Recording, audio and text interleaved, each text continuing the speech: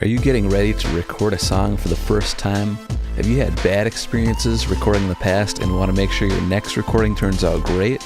If you answered yes to either of those questions, then this video is for you. Preparing for the studio, Step 1, Finding a Producer. Stay tuned.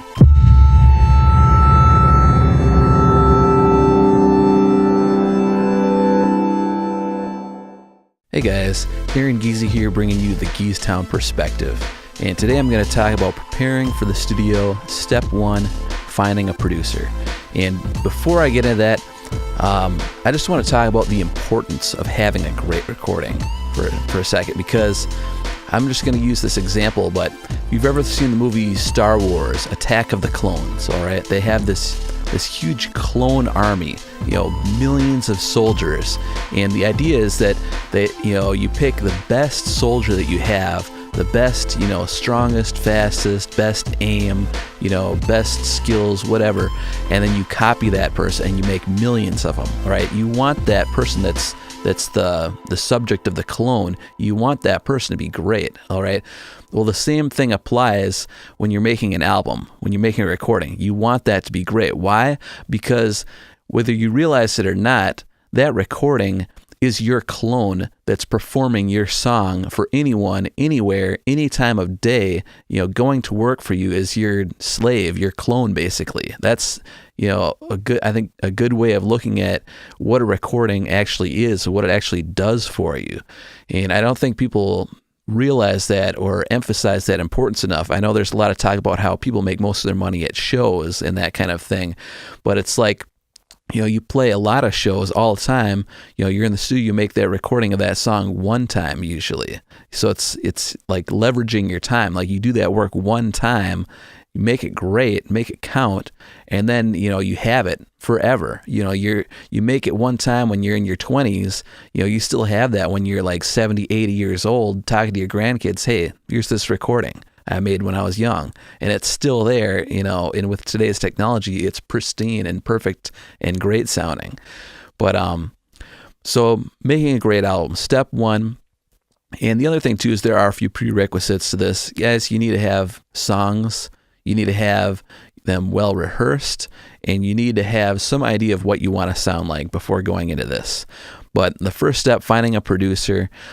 All right, think about a producer the same way you'd think about finding a guitar player or a drummer or any other person to put in your band, all right?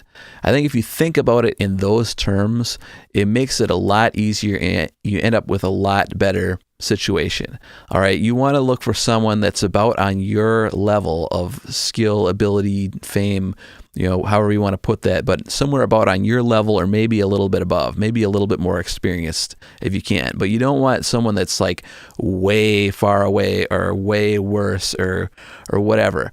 I guess, in some cases, if you have your act really well together and you just have, a student or an intern or something that you can basically tell what to do and you know what you're doing, maybe you can get away with that with having someone less skilled.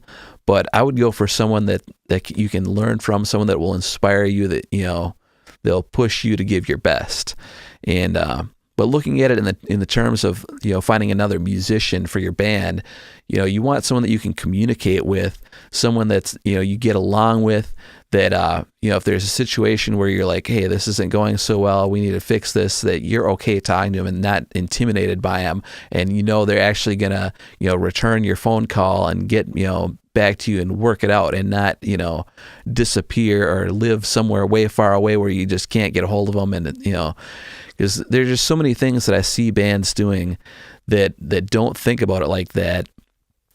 And here's a few of them. One example that I've seen just a ton of times is there's some guitar player, some drummer, some singer that was at one point in some famous band, and now they've started a studio, and these bands, they go, oh my gosh, this famous person that I've listened to their music has a studio, I want to record with them.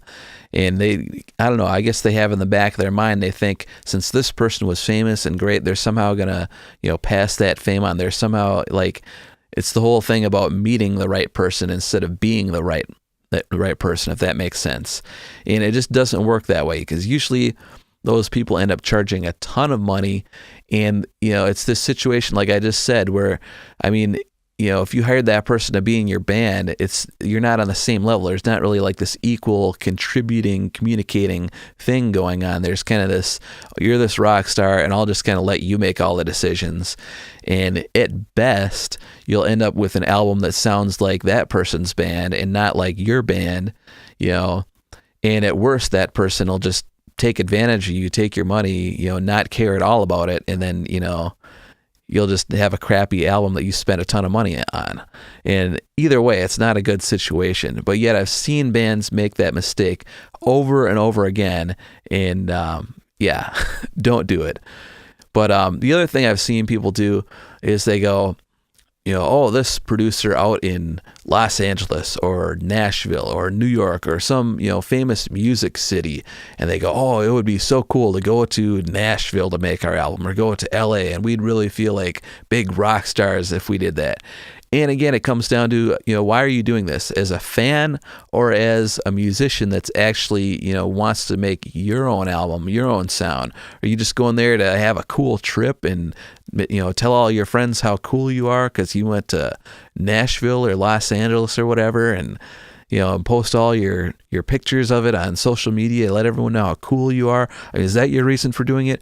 Or do you actually want to make a great album? Because if you want to make a great album, the whole distance thing makes it really difficult to get things done. I mean, I know technology, sending files back and forth, but it's just communication, being able to get together in a room with someone, hear things that they're doing instantly, figure it out, work it out. Those are the kind of things that I think are important.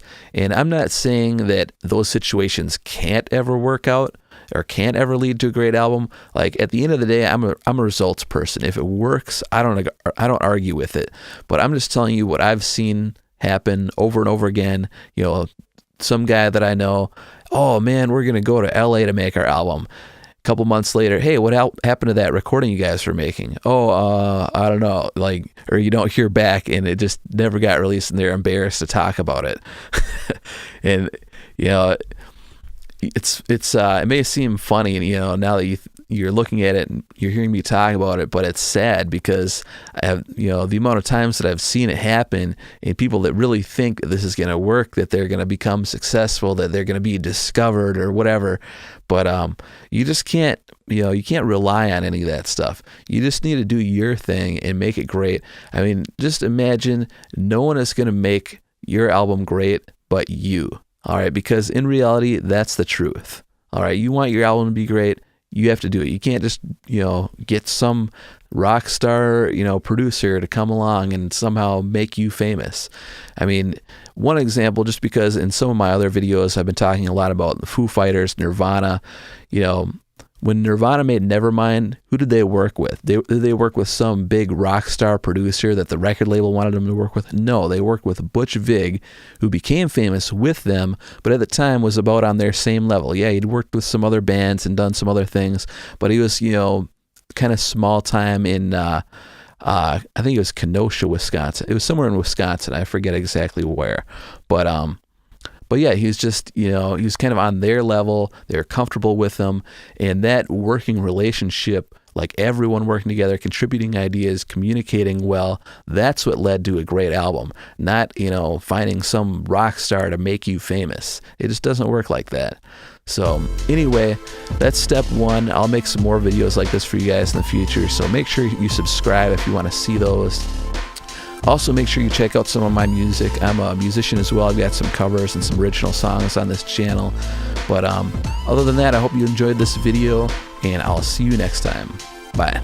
My name is Aaron Geezy of Geeztown. Thanks for watching this video. I hope you enjoyed it. If you did, make sure you give this video a like, leave me a comment, and subscribe to my channel if you want to see more. I'm a musician, a producer, an engineer. I'm a songwriter, a singer. I like talking about music as well as making videos where I'm performing. And if you enjoy videos like that, make sure you subscribe. I'll have a lot more for you coming up, and I wouldn't want you to miss any.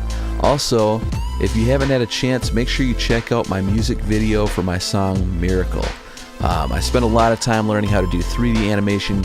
I tried to do something that I just hadn't really seen done before, and I really just tried to push my limits on that as far as what I could do on my own. and put a lot of time and effort into it. I think you'll really enjoy it. So if you could check that out, I'd appreciate it a lot. Other than that, I will see you later. Bye.